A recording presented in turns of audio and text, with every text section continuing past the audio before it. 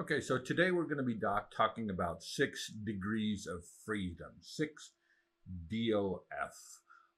What this means is the ability for you or your audience to be able to move within a three-dimensional space. So I've brought in a few different items here, a photograph, and a couple of models that I'm going to use to, this happens to also be a photograph as well, um, that I have brought into this environment to help us to talk about this. So let's move that out of the way for a minute.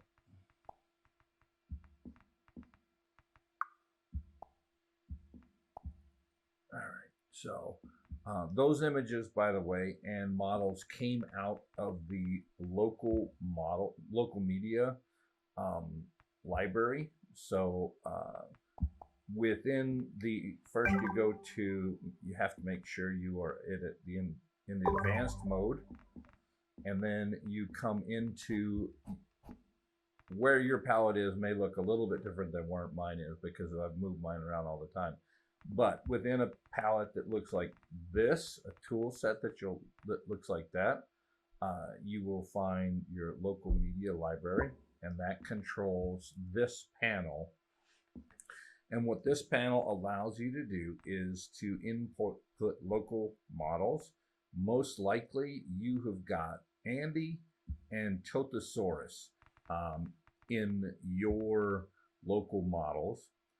These others I have added by putting them into the proper location in the documents, open brush.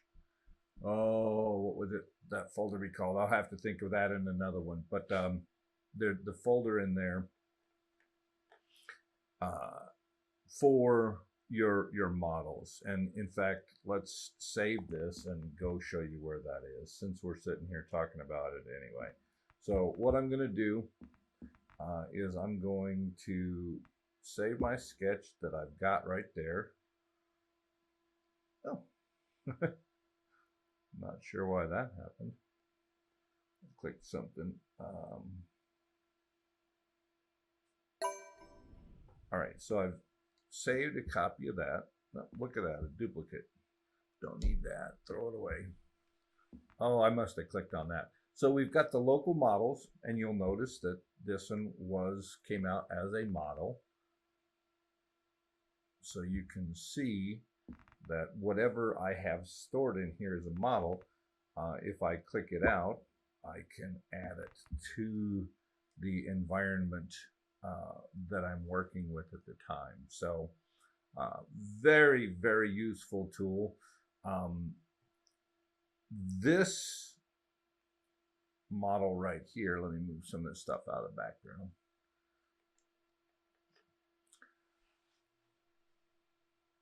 This is a model that actually was created from this photograph.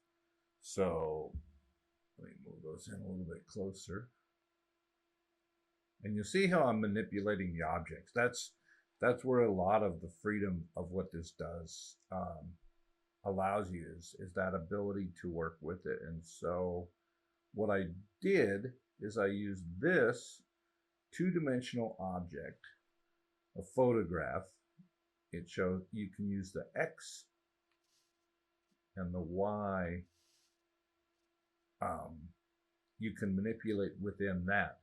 That doesn't give you the full 6 degrees of freedom though.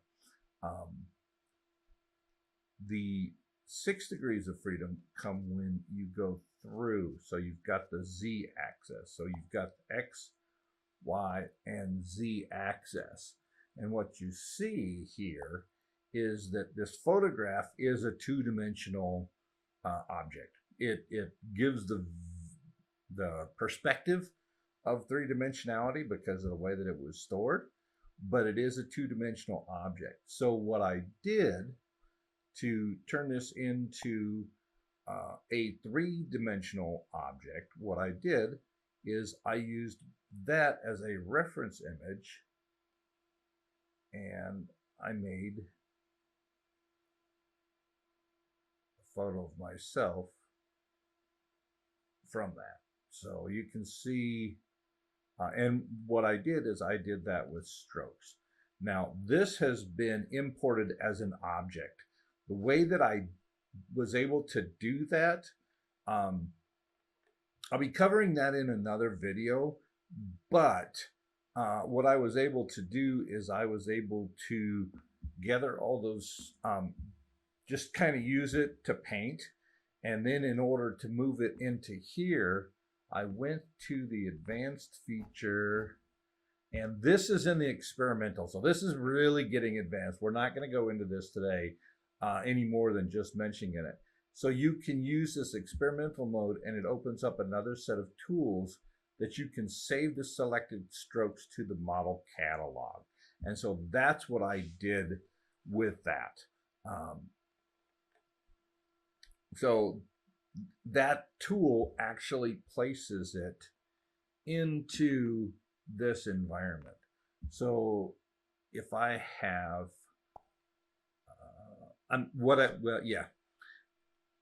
if I grabbed just strokes, not objects, because I don't know if it'll do objects. That's something we'll have to explore later on.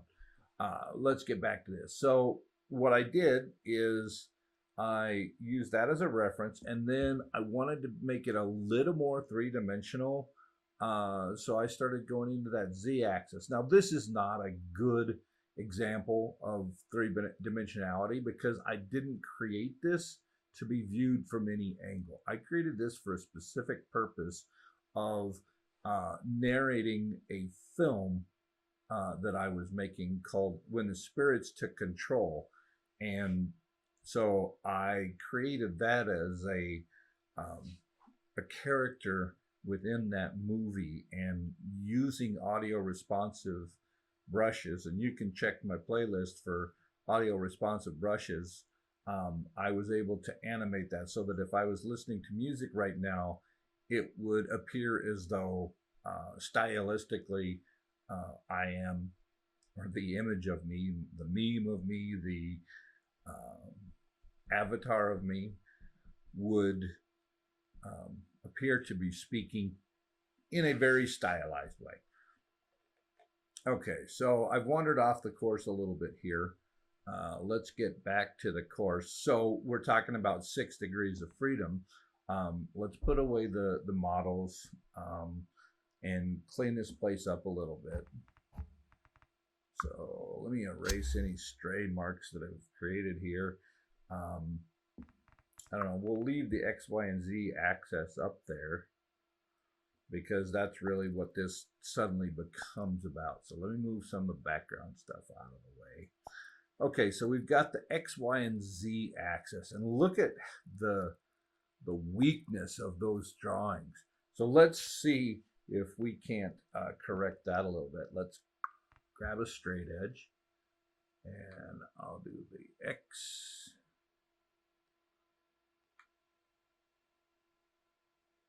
Y, and Z axes.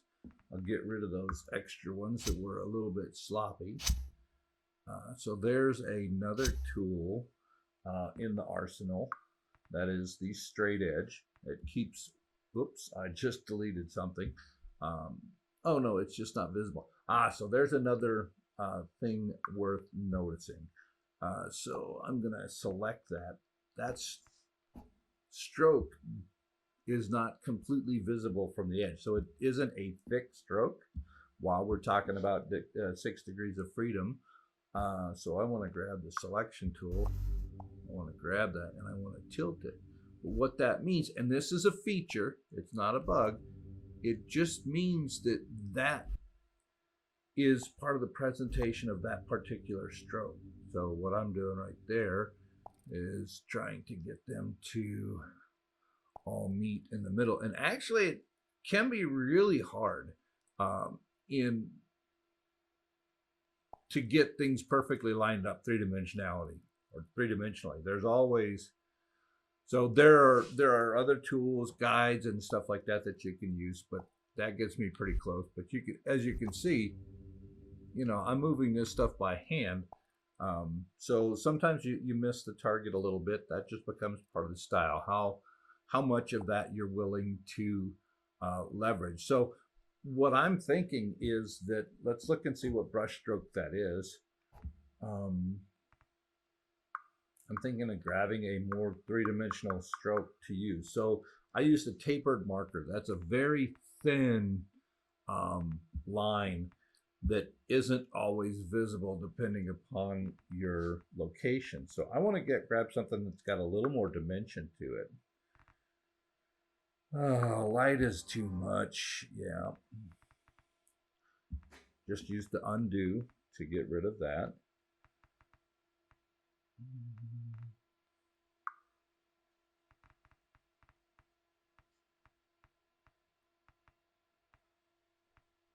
Just trying to decide on this. This might be it. There we go. That's got a little more three-dimensionality to it. So I'm going to use those just because we're dealing with X, Y, and Z axes. That's what gives it that three-dimensionality is the X, Y, and Z axis. But what I am going to do, I'm going to take those out. I'm going to go back and I'm going to add my straight edge and I'm going to redraw those. And this is actually very hard to get right because it is three-dimensional, or at least for me it's hard to, because I'm shaking. So you might have seen me jitter right at the end. I thought it had it, and then when I went to release it, the muscles changed just enough that it caused me grief. So let me put that straight edge back on. Try this again.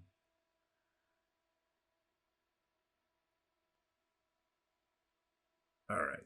And that is part of the learning that's involved with this. But so if we come back in here and clean out those old lines that were very thin,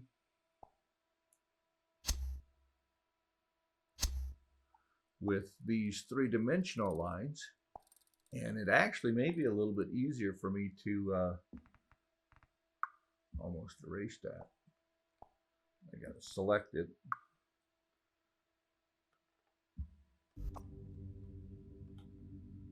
And move it over there. That's a little bit easier to do.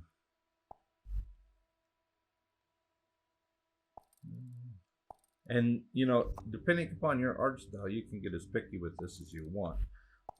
Nobody is going to know the level of details as much as you do, but that is a pretty darn good XYZ axis diagram. But you know what? I think it would be beneficial to change the color. So, the green all kind of blends into the green. So what I want to do is I've got the green on there, and I'll add that to my color palette in case I decide to go back to that. Because my brush was set with that color, I can do that. Let's do a red and a blue. Kind of RGB is sort of industry standard. So somewhere in there, you pick your own color. I'm going to go ahead and add that color. And then I'm going to go to my repaint tool. So what the repaint tool does, it's going to give me a set of tools that I need to look at. Okay, so I can turn the recolor on or off. I can turn the resize on or off, and the rebrush. So what I want to do is I want the recolor on. That's the only one I want on right now. So I'm going to change the color of one of these axes. I like that. So now let me come get the blue. And when I do this, I am not a color person. To be honest with you, I have a lot of trouble with choosing colors that work well together. Like red and blue at the saturation that I'm about to use, I think is one of those things where you're not supposed to use those two together because of the physics related to your vision. So they're sort of too close to each other in the way that your eye processes them. So I can't go more into it than that, but red and blue together can be very powerful, or it can be disorienting because of the eyes. It's hard to look at things that are in some way mathematically so similar that the eye has to process them at opposite ends of the range of the visual. And I'm talking beyond my level of authority or true knowledge here. But it's one of those usability things, is that you don't normally use red and blue together unless you're trying to break the rules. But what I'm trying to do is give great visibility here. Honestly, this blue would probably show up better as a different color. Let's see. There we go. See, so your eye doesn't work as hard to process that, so it becomes easier to view. So we're going to use that one. So I'm going to add that color to my palette just in case I want to use it again. But getting back to the lesson at hand,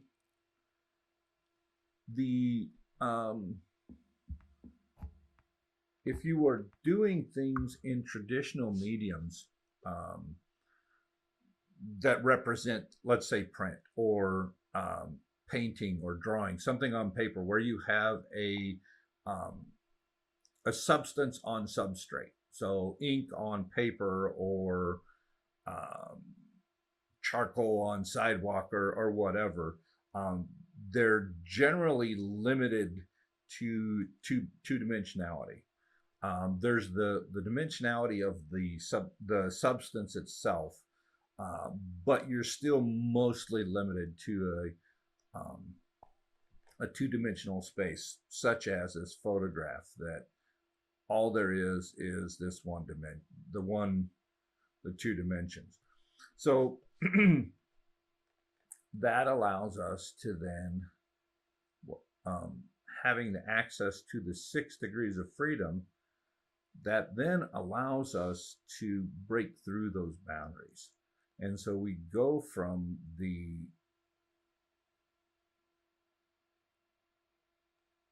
two-dimensional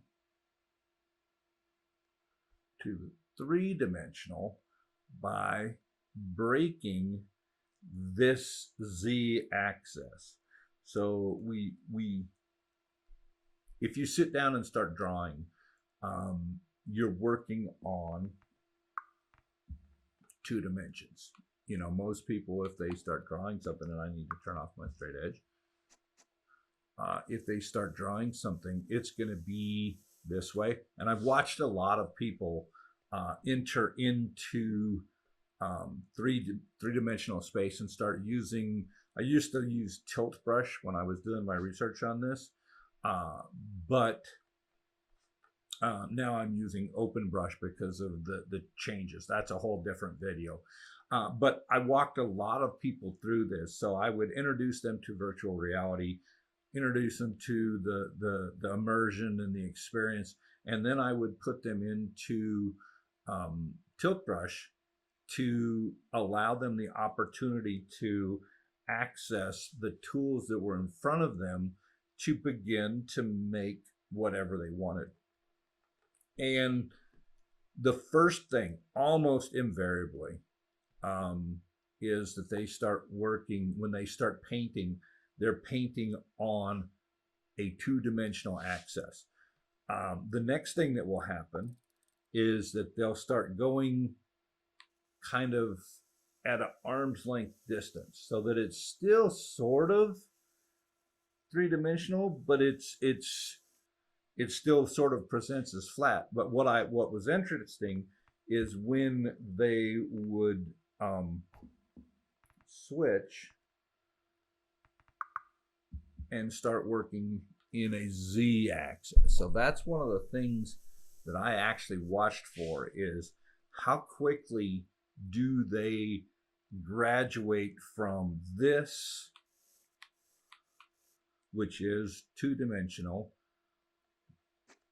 this, which is sort of 2.5 dimensional, it's three-dimensional, but to using that z-axis, breaking out of those confines of the x and y axis. And so that's what 6 degrees of freedom looks like when you're actually using this, using these to create art, because it's more, in that way, it's more like sculpture than it is like painting or photography or anything like that.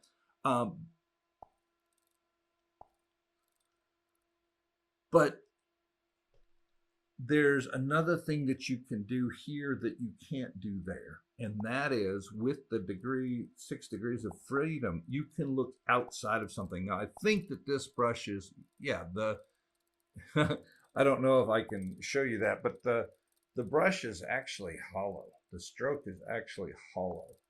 And so what you can do is, within that stroke, you can create something to be seen. So let me do this in a way that I think that you'll be able to see. So let's switch to a color that's completely unique to this diagram. And let's go with a yellow. And I want to do a bright yellow.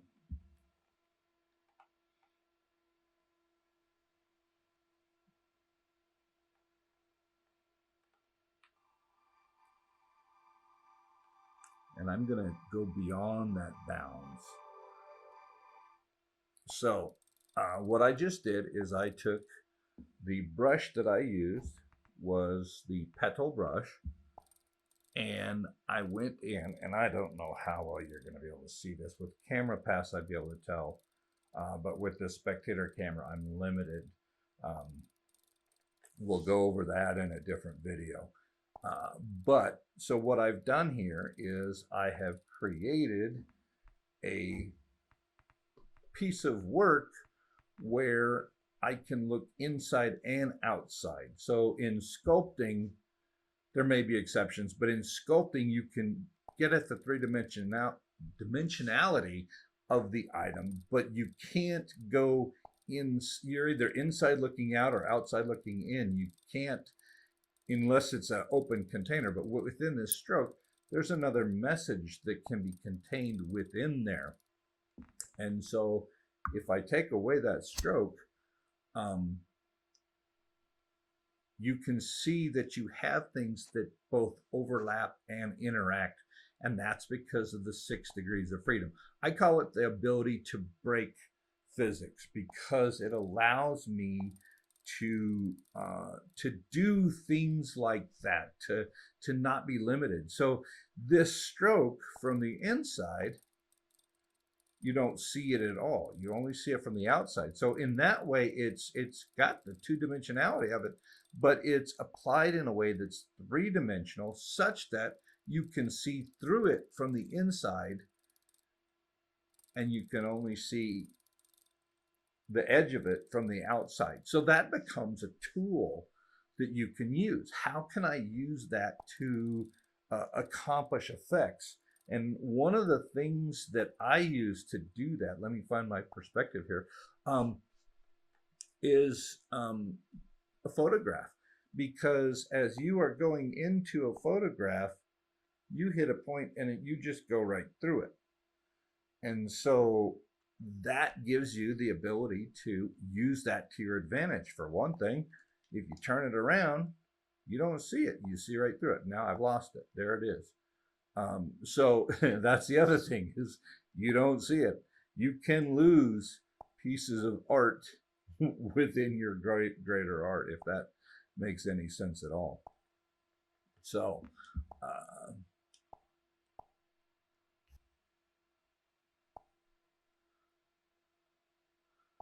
so what the 6 degrees of freedom allows us to do is to break physics, to go beyond the limitations of substance on substrate, to painting with light.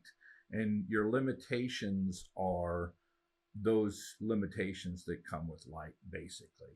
So opacity is a limitation that doesn't allow you to see through something, or does allow you to see through something. But the physics of having a tangible medium are avoided or defeated by that ability to have this as a digital artifact that can interact with itself and others, or not interact with them, as the case may be. So I think that kind of explains 6 degrees of freedom, and really the goal of that is to blow your audience's mind. I mean, isn't that the reason that we're wanting to learn how to do this? Because you can go in and just absolutely blow somebody's mind. And that is the beauty of this medium. Whoops. There's just a jump there. That happens to me with my system sometimes when I use an undo. One of the bugs of the features. I don't know if it's my system related or not. But here we go. Here's, again, an example of the dimensionality of this. So I can come at this with different directions by grabbing it, moving it.